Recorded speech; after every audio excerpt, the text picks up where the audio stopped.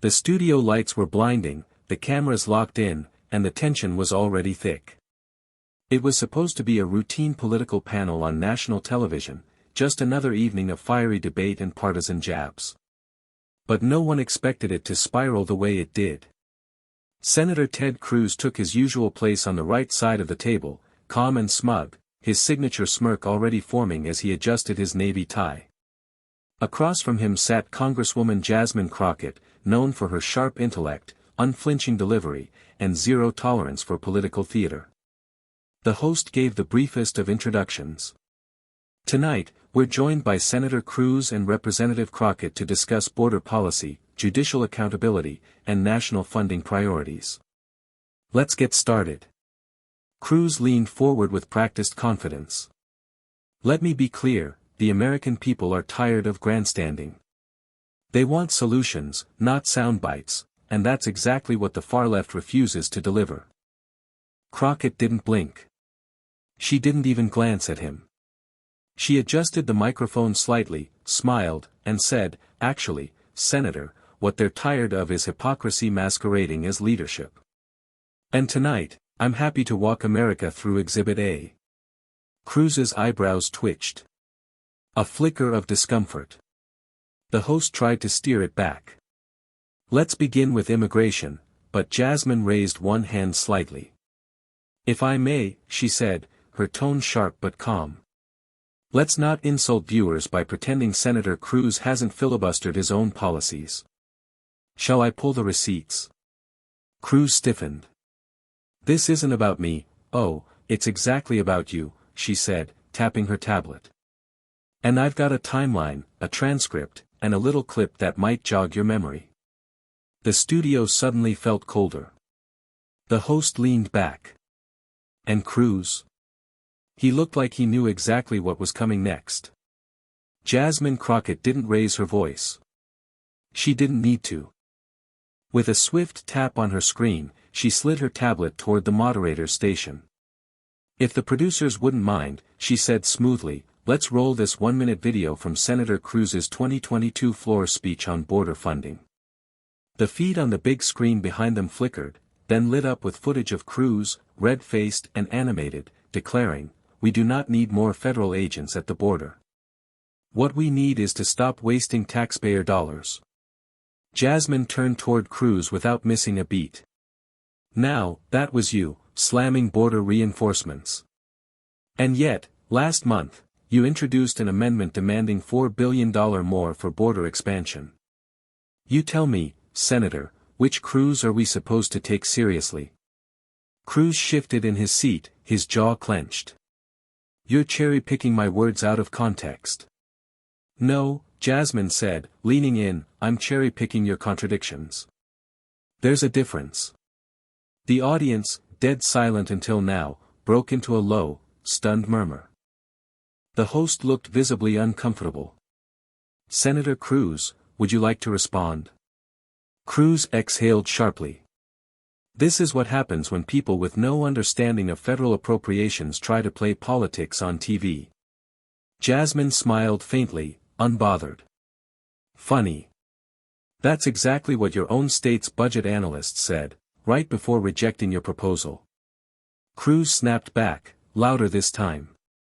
"I'm not going to sit here and let someone like you distort my record." But Jasmine stayed seated, calm as ever.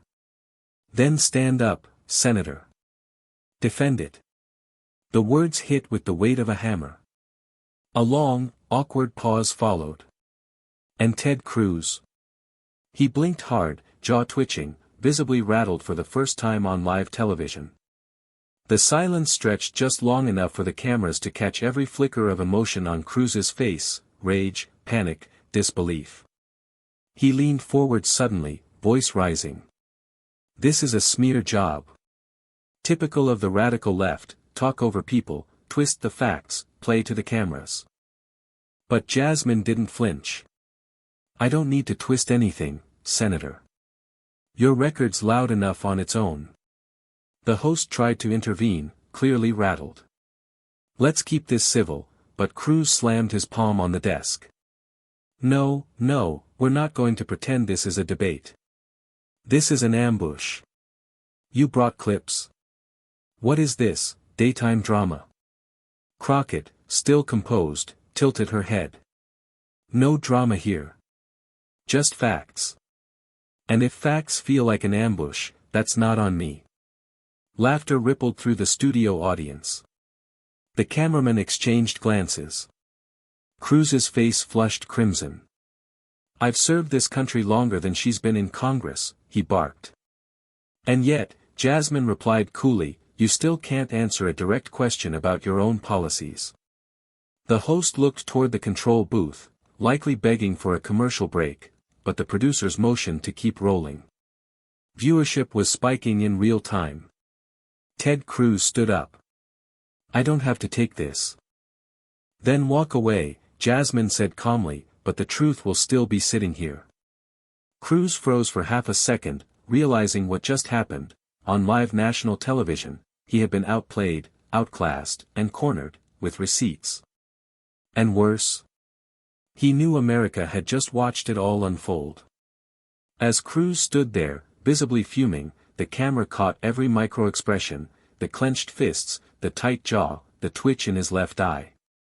Behind him, the live audience sat in stunned silence, unsure if they were witnessing a debate, or a political breakdown. Jasmine stayed seated, arms crossed, calm and steady. Then the moment hit social media like a lightning strike. A producer's phone buzzed. Then another. Hashtags were already trending, hashtag Crockett crushed Cruz, hashtag meltdown live, hashtag Ted lost it. Within seconds, clips of Jasmine's takedown were being clipped, subtitled, and uploaded from every angle. One TikTok looped her saying, then stand up, Senator. Defend it, over a dramatic beat. Twitter was on fire. Even political analysts from both sides of the aisle were tweeting shocked reactions in real time. Back on the set, the host finally signaled a commercial break. We'll be right back, after this message from our sponsors. Cruz stormed off stage before the cameras fully cut away, ripping the mic off his lapel. I want that footage pulled, he barked at a stunned production assistant. The assistant didn't respond. Meanwhile, Jasmine remained seated under the studio lights, calmly sipping from her water bottle like she hadn't just obliterated a sitting senator in under 10 minutes. Backstage, Cruz's team scrambled, whispering frantically. She made him look unhinged, one aide muttered. He did that himself, another replied. By the time the show resumed, the damage was irreversible. When the show returned from break, only one guest was visible on screen. Jasmine Crockett. Ted Cruz's chair sat empty, his microphone still dangling from the edge of the table like an abandoned weapon after a failed battle. The host cleared his throat awkwardly. Senator Cruz has stepped away. Representative Crockett, would you like to continue the discussion? Jasmine glanced at the camera, then back at the host. Only if we're done pretending this is still a debate. The audience chuckled. The control room, sensing gold, gave a subtle thumbs up to keep rolling. Jasmine continued, this time shifting the conversation beyond Cruz. She outlined her position on border reform, funding accountability, and how political theater often distracts from real solutions. She spoke clearly, with precision, refusing to gloat, even though everyone knew she had every reason to. Meanwhile, Twitter was melting. A side-by-side gif of Cruz storming off and Jasmine sipping water like it was nothing hit 3 million views in under an hour. News outlets were scrambling to rewrite their headlines. Live meltdown, Cruz walks out after Crockett exposes policy flip-flop, Jasmine Crockett just ended Ted Cruz's week in 7 minutes flat. Conservative pundits were in damage control mode, calling it an unfair ambush, while others warned it looked like Cruz simply couldn't handle being fact-checked in real time. Backstage, Cruz refused to return. She set me up, he growled at his press advisor. No, sir, the advisor said carefully, she just came prepared. By the next morning, the Cruz-Crockett clip was headline news. Cable networks replayed it on a loop. Analysts couldn't stop dissecting every frame. One conservative commentator called it the worst on-air collapse of Cruz's career. A liberal pundit called it a masterclass in calm dismantling. But it wasn't just political junkies watching, it was everyone. Late-night hosts jumped on the story instantly. Jimmy Fallon quipped, "Ted Cruz left that studio faster than he left Texas during the freeze." Even Saturday Night Live posted a teaser skit midweek, unheard of, featuring a Cruz impersonator running off stage in a panic while Jasmine Crockett calmly listed his contradictions like a grocery receipt. And Jasmine? She hadn't said a word since the show ended. No press tour. No victory lap. Just one tweet: "Preparedness is not an ambush. Accountability is not aggression." It went viral. Within hours, #Jasmine Crockett was trending worldwide. Meanwhile, inside Cruz's camp, things were unraveling. Donors were calling. Staffers were tense. One longtime ally texted him, "You looked rattled, Ted. Get ahead of this." But Cruz, still defensive, refused to issue a statement. "She baited me," he insisted in a private call. "It was staged." "Then why did you fall for it?" the caller asked before hanging up. As the days passed, the media frenzy only intensified. Clips of Jasmine's poised responses were dissected on morning talk shows. News anchors dubbed it the Crockett method, a blend of precision, restraint, and cold facts that turned political grandstanding into a liability. Crockett's office inbox overflowed. Journalists requested interviews. Young staffers cheered. One intern jokingly taped a sign above her office door, "Enter prepared, or don't enter at all." But Jasmine declined every media request. "I didn't come to DC to go viral," she told her team. "I came here to work. Let the clip speak for itself." Meanwhile, Cruz's silence was deafening. His social media accounts went unusually quiet. No press appearances. No follow-up interviews. Just a single repost of a Fox News clip framing the event as media manipulation, which only drew more backlash. Public support was shifting. A new poll showed Cruz's approval slipping in key demographics, including some of his own base. Worse, clips of the incident were being used by political challengers in fundraising emails. "If you're tired of spineless politics, help us bring the truth to Congress," just like Representative Crockett did. Cruz's advisors urged him to respond. Say something. Anything. Reframe it. But he wasn't ready. Every drafted statement sounded like damage control. And the last thing he wanted was to confirm just how much the moment had rattled him. Because deep down, Ted Cruz knew, he wasn't just defeated. He was dismantled.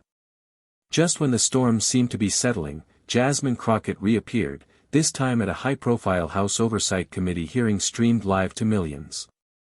Cruz, a guest witness on a bipartisan panel about border funding oversight, was expected to testify and reclaim control of the narrative. Producers quietly held their breath. No one had forgotten what happened the last time these two shared a screen.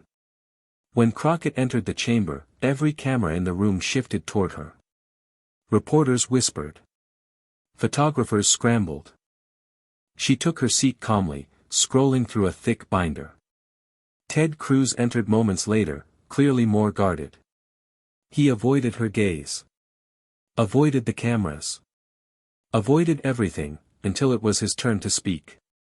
I believe the American people expect consistency in immigration policy, he began, eyes flicking from paper to microphone. And I've long advocated for streamlined border security. Crockett raised her hand. Point of clarification, Mr. Chair, she said, interrupting politely. The chairman nodded. You're recognized. Jasmine turned to Cruz. Senator, for the record, are you now confirming that you support the same border policy you opposed in March of 2022? Cruz hesitated. I've evolved in my views, she cut in softly. Or flipped entirely. Murmurs echoed across the room. I am stating, Cruz said through clenched teeth, that the situation has changed. And yet, she continued, tapping her binder, your voting record hasn't reflected that change, until last month's press release. He shifted uncomfortably. "I move to submit these documents into the record," Jasmine said, handing over a stack of printouts. Statements, amendments, and funding requests, contradicting one another in the span of 18 months. The chairman accepted them. Cruz didn't respond. Because he couldn't. The hearing room grew painfully quiet. The weight of Jasmine's words, and her evidence, hung in the air like a loaded verdict. Ted Cruz sat motionless, staring at the papers now being passed around the committee table. He knew what they contained, his own words, his own reversals, in his own handwriting. A congressman from Arizona muttered under his breath, "Brutal." A Democrat from Illinois whispered, "He's cooked." Still, Jasmine remained composed. No smugness, no theatrics, just the same steady calm that had dismantled him days earlier on live TV. She wasn't attacking, she was simply holding up a mirror. The committee chair asked, "Senator Cruz, would you like to respond to Representative Crockett's submission?" He reached for the microphone but didn't speak right away. The pause dragged. Then, in a low voice, he muttered, "I'll reserve my response for the record." Translation: he had nothing to say in the moment. Nothing that could counter what she had just done, again. The chair moved on, but everyone in the room knew what had happened. Another takedown. Another quiet, lethal strike from Crockett, delivered not with emotion, but with evidence. After the hearing, reporters flooded the hallway. Cruz avoided them. He ducked into a staff elevator, face tight with frustration. Jasmine exited through the front doors. One reporter called out, "Congresswoman, was that personal?" She paused. "No," she said. "That was procedural." And with that, she walked off, leaving Cruz and his contradictions behind. By the end of the week, what began as a viral TV moment had evolved into a national political reckoning. Editorials poured in. The Washington Post ran an op-ed titled, "Jasmine Crockett didn't destroy Ted Cruz, his record did." The Atlantic wrote, "When facts walk in, theater walks out." On Capitol Hill, the mood shifted. Behind closed doors, senior Republicans were reportedly furious, not just at the moment itself, but at how ill-prepared Cruz had been. Some even hinted that he had become a liability in upcoming election cycles. "People are tired of ego," one strategist told Politico. "They want competence." Cruz got dragged by competence in real time. Meanwhile, Crockett's political stock skyrocketed. She was invited to speak at 3 national conferences, interviewed on The View, and asked to keynote a youth leadership summit, all in 1 week. And still, she remained remarkably restrained. In an exclusive interview on Face the Nation, she said, "This isn't about scoring points. It's about holding elected officials accountable, especially when their words and their actions don't match. If that's uncomfortable, maybe it should be." The host asked, "Were you trying to make a statement?" Jasmine smiled faintly. "I was just answering the question he wouldn't." In Texas, Cruz's approval rating dipped, especially among independents. Donors grew quiet. His campaign consultants went into full spin mode. But nothing stuck. The footage wouldn't go away. The contrast was too stark. The damage was done. And Jasmine Crockett? She never raised her voice. She didn't have to. Inside Republican leadership circles, the Cruz incident became a cautionary tale. In a closed-door strategy meeting, a senior advisor reportedly laid it out bluntly: what happened with Crockett wasn't a fluke. It was exposure. He underestimated her, and she walked in prepared like a prosecutor. One senator murmured, "She didn't even break a sweat." Ted Cruz, normally defiant, had grown unusually quiet in private. Staffers noticed the change. His usual fire was gone, replaced by a sort of mechanical defensiveness. He refused to do press. Declined a primetime interview on Fox. Avoided committee hearings where Crockett might be present. And worst of all for his camp, he became the meme. Across social media, the viral clip of him standing up and storming off was remixed, soundtracked, and parodied. Even apolitical accounts picked it up. One skit titled, "When You Realize She Brought Receipts," reached 10 million views on Instagram alone. Meanwhile, Jasmine Crockett's quiet refusal to grandstand earned her rare bipartisan respect. Some Republican aides, off the record, even admitted, "At least she does her homework." Can't say the same for everyone. Crockett's inbox was flooded with speaking requests, endorsements, and grassroots support. A national education nonprofit named her Legislator of the Year for her courage under pressure and clarity in public accountability. And while the media waited for her to claim victory, she didn't. No victory lap. No media tour of gloating. She kept showing up, files in hand, ready to work. Because for Jasmine Crockett, dismantling Cruz hadn't been a moment, it was a message. Weeks later, long after the headlines began to fade, the moment still lingered in the halls of power. Jasmine Crockett had gone back to business as usual, committee meetings, policy drafting, community town halls. But something was different now. When she entered a room, people paid attention. When she spoke, they listened closely. Her confrontation with Ted Cruz had done more than expose a double standard, it had shifted the political balance of respect. Staffers now called it the Crockett effect. Meanwhile, Cruz remained damaged. Though he attempted a mild return to the spotlight, the sting of his televised breakdown and committee humiliation hadn't left him. Every interview came with cautious phrasing. Every appearance, a sense of defensiveness. He even addressed it once, briefly, in a radio interview, "I underestimated her. I won't make that mistake again." But the public wasn't so quick to forget.